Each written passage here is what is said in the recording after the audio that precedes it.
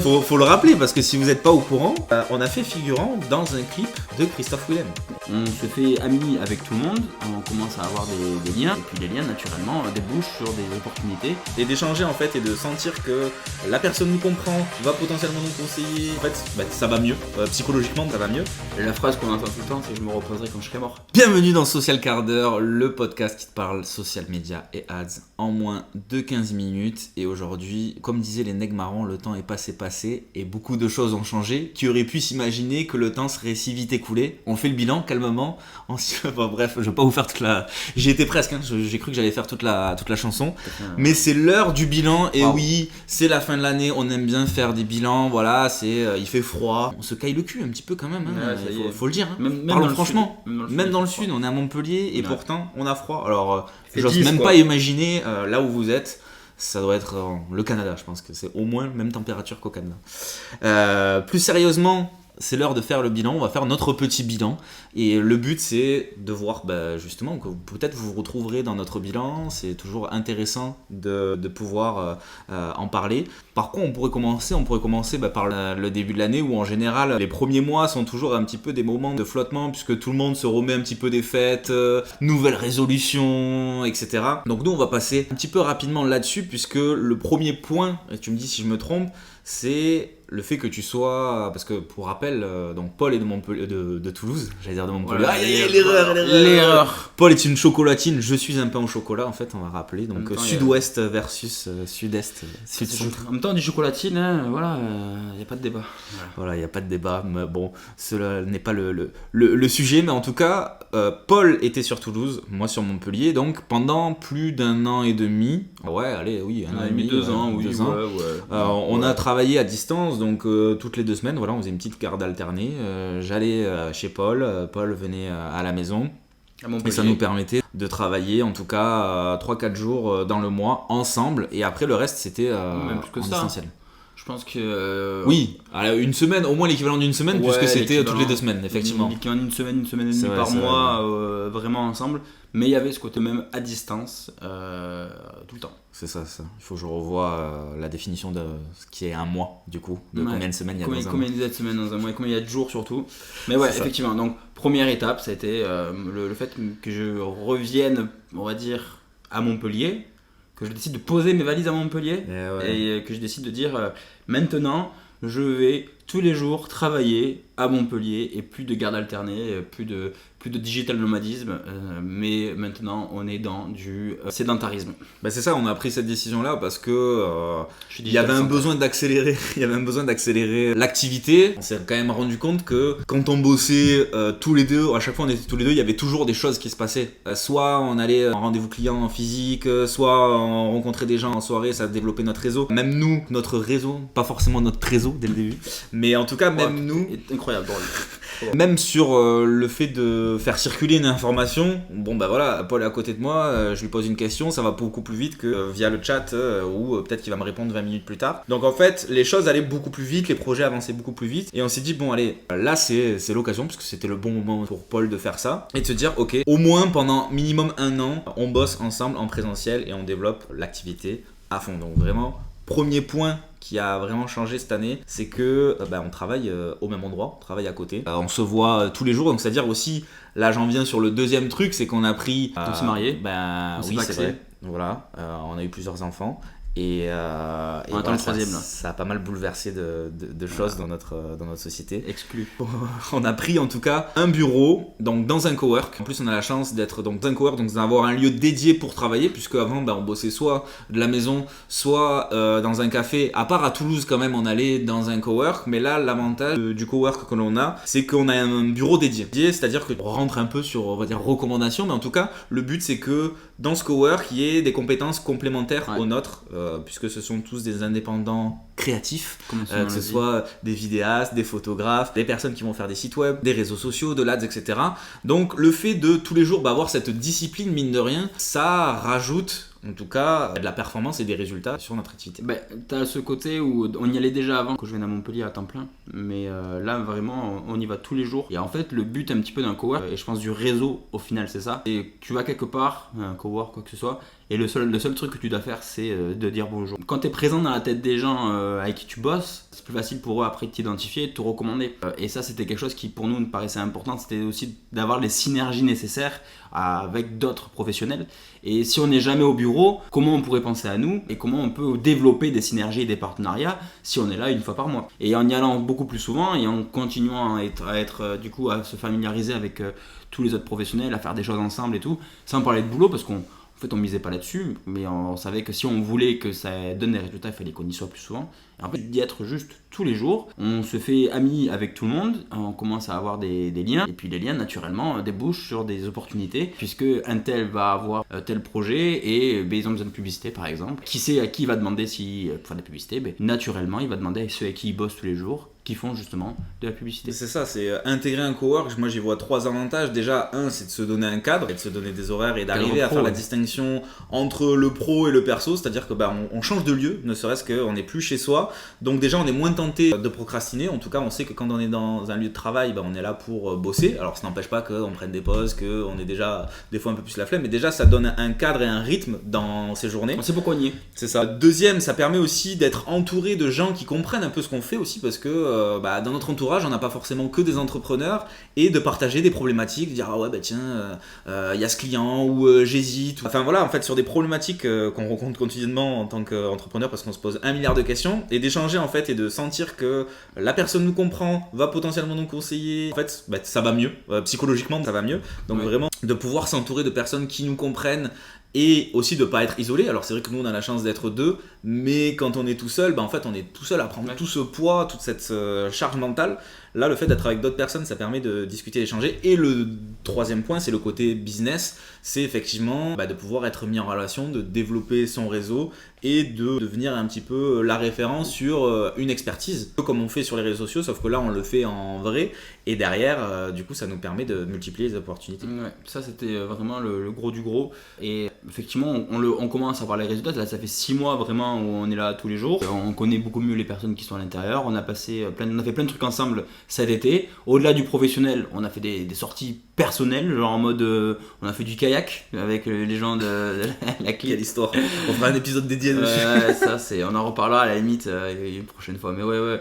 On a fait des festivals de musique sur lesquels on a tous bossé et qu'on a tous profité à titre perso, entre guillemets, du coup. En tout cas, déjà, c'est le premier épisode assez sympathique dans le développement où on s'est dit on a une place dédiée dans un espace de travail qui est dédié aux professionnels, qui va mettre du cadre, concrétiser le truc. On n'est plus une entreprise en ligne, on est une entreprise où on peut recevoir dans un endroit un peu normal, pour recevoir des clients, pour recevoir des prestataires. C'est ça, c'est que même quand on échange avec des prospects, c'est de se dire regardez, on est à tel endroit, on est dans un lieu qui est quand même sympa et connu de tous, en tout cas au niveau local. Et on a ce cowork dans ce lieu qui est quand même reconnu. Donc directement en fait ça crée cette connexion et cette rassurance aussi auprès du prospect de se dire ok d'accord, vous êtes là-bas, ok vous avez des bureaux, donc vous êtes une vraie entreprise aussi. C'est plus sérieux. C'est plus sérieux.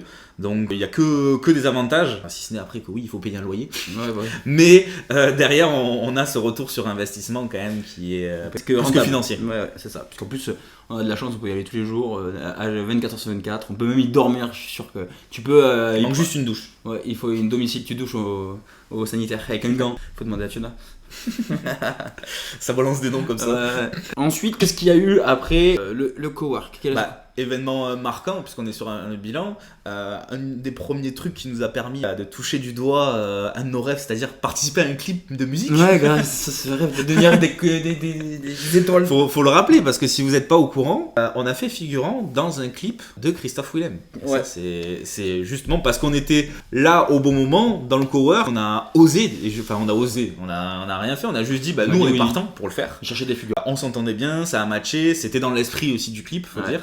Directement, on a eu une petite expérience en tant que figurant dans un clip, donc n'hésitez pas à aller regarder le clip. On vous dit pas là lequel c'est, comme ça vous irez voir sur YouTube et voir si vous trouvez rapidement de quel clip il s'agit. Voilà, c'est sorti cet été et c'était une super expérience parce qu'on a rencontré les autres figurants aussi, donc ça a permis aussi de développer ce réseau, de se faire connaître, et c'était toute cette période-là, en plus on avait perdu notre compte Instagram, donc c'était frustrant à la fois parce qu'on ne pouvait pas vous le partager, mais d'un côté ça nous a permis de penser un peu à autre chose, de se dire ok d'accord, on a perdu notre compte Insta, mais en attendant on vit des choses qui peuvent être cool. Moi je trouvais ça frustrant de rencontrer des gens, et de leur dire viens on s'ajoute sur Insta et leur dire bah ouais ok, et on avait genre 140 abonnés. Ouais, c'est ça. T'es là en mode ça. C'est qu'on disait bon normalement on a un compte Insta mais là du coup on a été banni, donc on s'ajoute sur LinkedIn, mais c'était un peu on dit qu'on est banni, donc du coup les gens ils disent ils ont fait un truc de ça d'être des gros fous, ils ont parlé des abonnés, comme ça, des grosses dingueries pour se faire bannir. Mais c'était une expérience super cool puisque déjà ça nous a permis de découvrir un peu le côté coulisses de tournage de clips, derrière de voir comment ça se passe. Derrière, on a fini sur une soirée qui était assez cool. On a même été invité à un de ses concerts à Sète, au Théâtre de la Mer. Donc, si vous êtes déjà allé, c'est incroyable parce que vous avez la mer derrière, comme son nom l'indique. Donc voilà, il y a eu des petits moments qui ont été super cool pendant cet été et qui, du coup, c'était quand même un petit événement marquant. C'était super cool, j'avoue. Puis c'est là aussi où on a commencé vraiment à faire des trucs avec le cowork. Donc, non, c'était un très chouette moment. Et ça a aussi le démarrage un petit peu sur cette seconde moitié d'année où là où en gros on était sur la partie été-hiver sur laquelle on va conclure du l'hiver. Mais du coup cette deuxième moitié ça a fait écho aussi avec la nouvelle direction qu'on s'est donnée, dont on en a parlé dans les épisodes précédents. Donc du coup nouveau contenu, nouveau podcast, nouvelles ambitions avec un recrutement, donc plus d'ambition aussi d'être dans différents domaines. Vraiment la structuration de notre école en ligne, entre guillemets école, je m'entends, mais avec vraiment cette idée de développer ce pan-là de notre entreprise en plus des autres, donc formation et prestations, on va dire plus classiques. Donc il y a eu beaucoup de mouvements en 2023 qui, pour rappel, c'est la deuxième année, entre la deuxième et la troisième année d'existence de Social Quarter en termes de société. Et surtout que, c'est vrai qu'on l'a pas précisé, mais pendant cette période-là, donc là, à partir de mars aussi, on a commencé à se faire accompagner sur la structuration de notre activité. Aussi, ce qui nous a permis d'avancer des réflexions qui nous auraient peut-être pris plus de temps si on l'avait pas fait, mais de nous poser des questions, de dire quelle est notre vision, comment on veut développer notre entreprise, c'est tout ce que tu étais en train de dire, Paul, et de se dire ok, qu'est-ce qu'on veut réellement, ok, est-ce qu'on délègue, on veut déléguer, est-ce qu'on recrute, est-ce que voilà, donc, toutes ces questions-là nous ont permis de nous accompagner dans une prise de décision,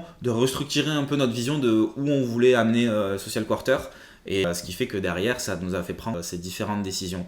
C'est vrai que le coaching nous a aidé. Alors, il n'y a pas de mystère, on s'est accompagné par Pauline Sarda, le 3-6. Voilà, comme ça vous pourrez aller voir. Hop, n'hésitez pas à dire à Pauline que vous venez de notre part, vous avez 10%. Non, vous avez rien du tout, mais dites-le quand même. Toute notre ça fera plaisir, comme ça on touchera pas d'argent dessus. Mais voilà, vous le saurez. Et c'est vrai que ça a été important puisque on arrivait, oui, effectivement, à cette phase de dire qu'est-ce qu'on fait, est-ce qu'on recrute, est-ce qu'on recrute pas, et on savait pas. Et donc du coup, quand on sait pas, on a posé la question au coach et le coach a dit faut recruter quoi, faites-le, s'il n'y a pas d'erreur, allez-y, là, c'est le moment. Et donc ça nous a aidé. Et tout ce coaching a été quand même important dans l'idée où on a vraiment structuré, organisé un peu plus comme une vraie société au final. Je pense qu'au début on faisait un petit peu pas la one again, mais on faisait un petit peu au feeling. On est des experts dans notre domaine, mais on n'est pas des experts en gestion d'entreprise. Encore. Ouais, personne de toute façon au début c'est vrai qu'on naviguait à vue, et là ça nous a permis de structurer, de suivre un peu plus les chiffres, de vraiment se fixer des objectifs, qu'est-ce qu'on met en face comme différents objectifs, et quels chiffres on met aussi en place, qu'est-ce que l'on suit pour savoir si on avance dans la bonne direction. Et c'est vrai que là on s'est dit bon allez, on prend un peu plus la position un peu plus de chef d'entreprise et pas simple exécutant, on va dire, de l'entreprise. On travaille pour notre entreprise et pas dans notre entreprise. C'est ça. Je crois que c'est à peu près ça on a été beaucoup plus gestionnaire. Et ça a été important de faire ce coaching. Tous les ans, on se fait coacher par quelque chose. On réfléchit du coup au coaching de l'année 2024 parce que c'est important de continuer à se faire former. Il y a le coq qui se réveille. Moi je finirais juste sur un petit truc en plus aussi. Allez, fini. Mine de rien, dans cette période, moi je suis parti 2 semaines aux Philippines aussi. Et c'était la première fois que ça m'a permis aussi de vraiment déconnecter de tout ça, on va dire du business. La chance, c'est que forcément on est 2, donc dans tous les cas il y a toujours le business qui tourne. Mais pensez aussi à programmer des temps off, parce que derrière vous allez revenir encore plus grand. En tout cas moi ça m'a permis de prendre un peu de recul, de recharger les batteries, et c'est vrai que si on a tendance en entrepreneur à se dire ok, je prendrai des vacances plus tard, je prendrai des moments off, en fait de se dire ok, la résolution c'est après c'est d'y arriver, mais de se dire ok, je peux essayer de fixer des moments pour moi, que ce soit des petites activités ou même des vacances, Et comme ça, en plus, vous savez pourquoi vous travaillez. Si vous dites, ok, dans 3 mois, je sais que je pars en vacances, bah vous avez toujours la motivation, vous allez revenir encore plus déterminé, etc. Et je pense que ça, c'est vraiment un truc d'essayer de l'implémenter, en tout cas dans ma vie perso, mais en tout cas, c'est un conseil que je peux donner. Pensez à votre santé mentale, hein. De toute façon, dans l'entrepreneuriat, on y pense. J'avais vu une super conférence là-dessus qui parlait de la santé mentale des chefs d'entreprise de PME. La phrase qu'on entend tout le temps, c'est « je me reposerai quand je serai mort ». Ouais, voilà, c'est ça. Sauf que quand t'es tout seul, c'est pas comme les gros groupes où si t'as quelqu'un qui manque, t'as 300 personnes derrière qui continuent à faire tourner la boutique. Là, si t'es tout seul, la boutique elle tourne plus, quoi. Et même si t'as une petite équipe, derrière le chef d'entreprise, c'est celui qui donne la vision et qui mène la barque. Donc s'il est plus là, comme le dit l'adage, qui veut aller loin, mange bien. Ménage sa monture. Ménage sa monture. Et oui, c'est ça. Tu connais le proverbe. C'est quoi ta monture, toi? Alors moi mon monture, c'est une dragodend rousse. Ouais, très précis, ouais. J'en avais une dorée avant qui donnait beaucoup de sagesse. Pour les amateurs de Dofus, un petit jeu sur PC. À l'époque, Terre à l'époque, si vous connaissez. Voilà, c'était la petite blague. Bon. Mais en tout cas, voilà. Dites-nous en commentaire si vous aussi vous aviez des Dragodend quand vous étiez plus petit. Et puis n'hésitez pas en tout cas à partager cet épisode. Ouais, de toute façon c'était tout pour ce bilan. On avait essayé de faire rapide. Alors, on peut en dire des choses, on pourrait en dire des anecdotes. On fera le bilan l'année prochaine, encore une fois. Peut-être qu'on en fera un épisode plus long dans la saison 2 de Social Quart d'heure. En attendant, j'espère que cela vous aura plu. On espère en tout cas que cela vous aura plu. N'hésitez pas à poser vos questions, à mettre un avis, à venir nous suivre sur Instagram si ce n'est pas déjà fait. Pour rappel, c'est Social Quart d'heure, comme le nom du podcast. Voilà, vous ne pouvez pas vous tromper. On vous souhaite, ça dépend à quel moment vous écoutez ce podcast, mais de passer de bonnes fêtes. Mais oui. Et oui, voilà, de bien manger, de manger beaucoup de dinde, beaucoup de bûches de Noël, de vous éclater la panse et de revenir en 2024 avec plein de bonnes résolutions. Je vous en donne une par hasard que vous pouvez tenir si vous voulez, qui est facile à tenir, c'est faire de la publicité si vous êtes CM. Voilà, justement, contactez-nous si c'est le cas. C'est facile à tenir en plus, facile à faire, facile à mettre en place, facile à vendre. Trop d'arguments d'un coup là, je sais pas si... ouais, je pense qu'il faut mieux arrêter là. Allez, on vous dit à très vite, à très bientôt. Passez de bonnes fêtes, de bonnes vacances et on se voit en forme à la rentrée.